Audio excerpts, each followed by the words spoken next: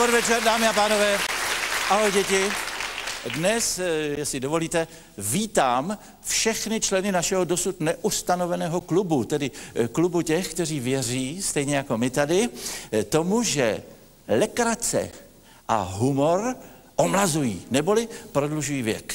A navíc dneska zdravím všechny, kteří milují své 2, 3, 4 i 100nohé i beznohé domácí miláčky. Ti si přijdou na své. Klip číslo 2, ten by se mohl jmenovat Cesta k perfektní postavě, neboli Hlídejte si tělesnou váhu. Autor Bohumil Trešer z Třebíče.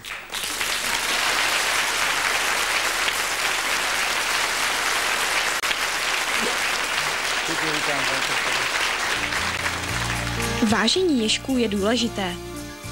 Nejen pro zjištění vhodné váhy pro uložení k zimnímu spánku, ale i ke kontrole zdravotního stavu. Mladí ježci, kteří opouštějí rodné hnízdo, váží asi 250 gramů. Než nastane zima, mají co dělat, aby z nich byli pořádní ježci.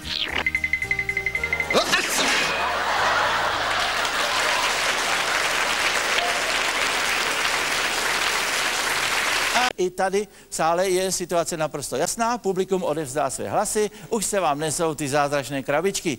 Stejně tak i doma, předpokládám, publikum teď přemýšlí, který z klipů si vysloužil jejich přízeň. Pan Bohumil Trešer přinesl tu 2 s tím ježečkem, který se vážil. Z toho, že tam byl i komentář, usuzuju, pane Trešere, to je úryvek z nějakého naučného filmu nebo dokumentárního? No, spíš populární pro děti. Aha. Aby u dětí vznikl hezčí vztah ke zvířátku.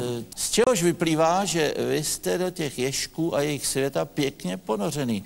Pane Trešere, jak dlouho už vás tato záliba drží? 9 roků. 9 roků. Vy jste nám tady přinesl, jak tak koukám, ukázat ještě nějaké vaše další úlovky, které vlastně potvrzují tu vaši lásku. No, tohle je nádherný. A máte je taky pomenovaný, třeba tady jsme měli teďka papoucha Kubu. A... Tak to byla Pepínka. Jo, to je ona, aha, proto se tak koketně tváří. A tohle to? To je Pepa. To je Pepa, no, víte, já zrovna myslel, že to je taky holka. A to je Punťa. A to je Punťa, ten se rád kutálí. Ano.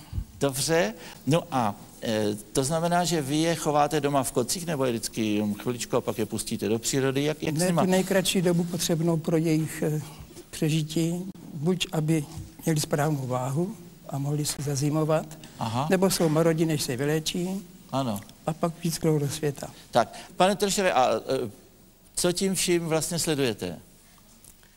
No, snažím se ukázat ježky a vůbec zvířátka tak, aby děti k tím dostali hezčí vztah, měli je raději a chovali se, jak se budou chovat k ním, tak se budou chovat v dospělosti i k nám.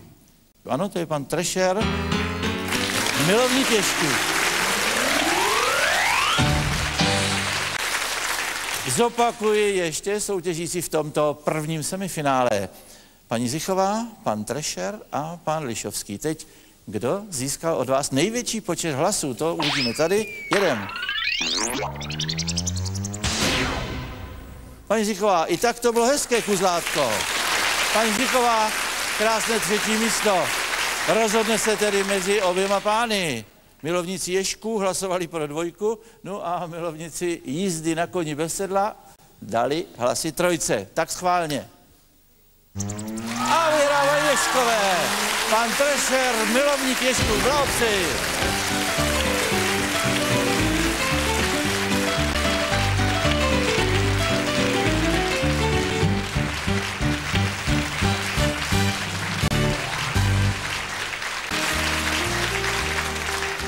Mladí ježci, kteří opouštějí rodné hnízdo, váží asi 250 gramů. Než nastane zima, mají co dělat, aby z nich byli pořádní ježci. Dámy a pánové, za týden nashledanou tady.